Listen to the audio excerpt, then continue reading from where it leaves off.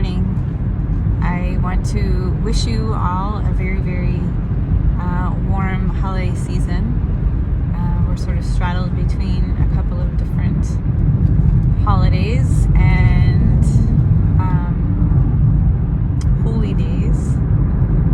And I'm just feeling like all of the inner and the outer of this season. The inner part feels beautiful and soft and sweet and intense too. The outer part feels like there's this revving up and this high, and then there's this like crash, and I'm feeling both of those things a lot.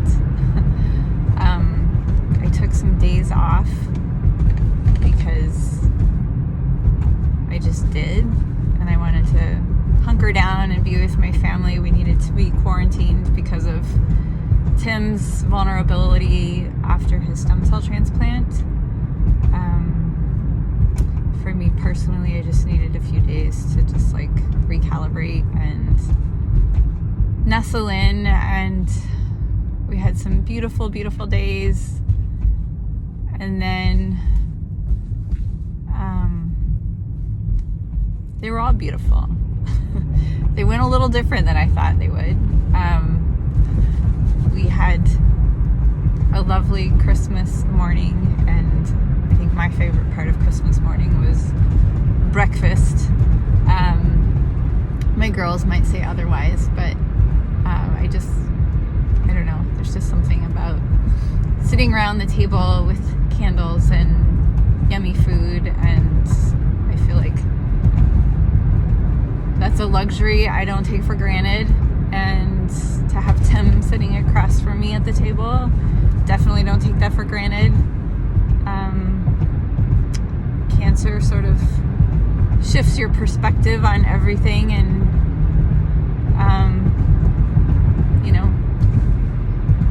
shifts the stuff that feel like the real gifts. And then like halfway into the day, 3/4 of the way into the day, I had just kind of tidied things up and was like ready to nestle in and just enjoy this like quiet, still space. And my 14-year-old hollers out from her bedroom, "It's dripping! It's leaking! Water's like rushing into my bedroom." And I bolted so fast, and we were just like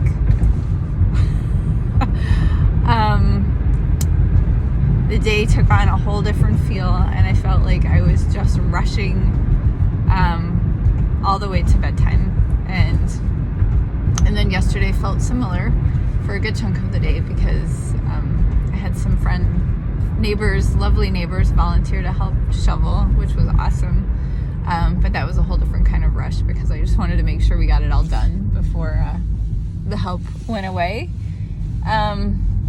So what happened on Christmas Day was we had a frozen pipe on the east-facing wall of our 1885 farmhouse, and it burst, and I don't know how long it had been leaking for, but a good while, because there was a pool of water upstairs, and it was rushing through my daughter's ceiling all the way down into our basement. So thank goodness for on-call plumbers who are willing to come out to your rescue on a blustery, freezing Christmas afternoon. Eric probably won't watch this, but I'm so grateful to you.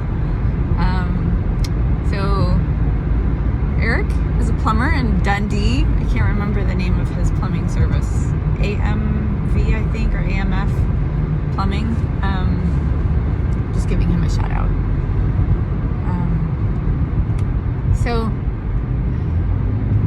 And it's all good. It's like I had some people say what more could happen, and it's all fine. People have their houses burst down, people have big floods come in.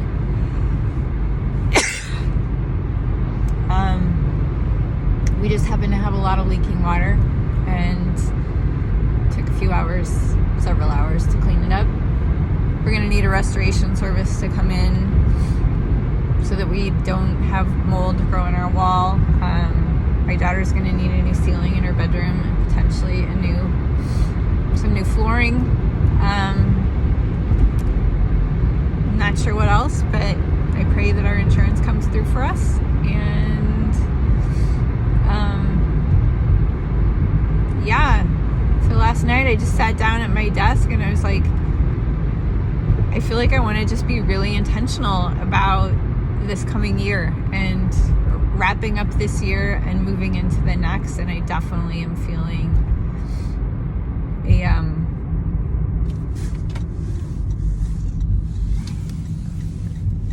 like it's new. It's going to be new, and I don't imagine new means like everything's going to be 100% better, but it feels like I'm really ready for a new start, and I want to be really intentional about creating and manifesting what feels good to me in 2023, and spending my time in a way that's just how I really want to spend it. And caring for Tim is part of that. Caring for my family is part of that. Engaging in climate work is part of that. Working is definitely part of that. And I don't know what the climate work is going to look like. I have a few different things that are opportunities for speaking engagements that I want to make sure that I am intentional, because I only have so much time and energy, and I want to make sure that I'm using it in a way that feels true to my heart and my heart's call for me. So I wish the same for you. I wish you a year of intentional living.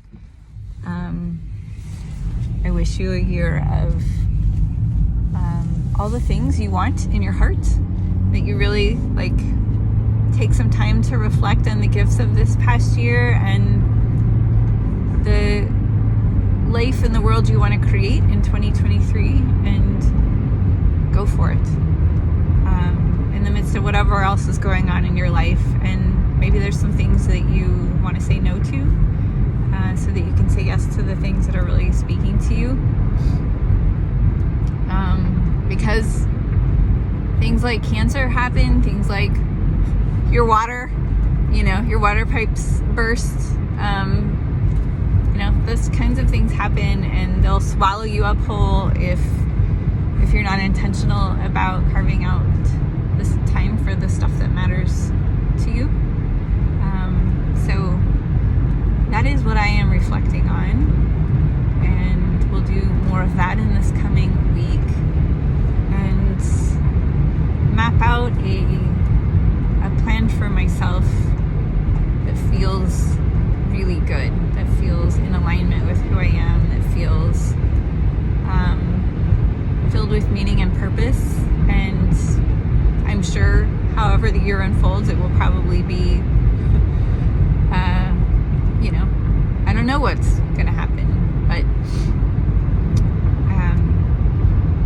mapping out a plan feels good. So I invite you to join me. All right, Merry Christmas, Happy Kwanzaa, Happy solstice, because I haven't said that yet. Happy Hanukkah. I just wish you the warmest of seasons greetings, and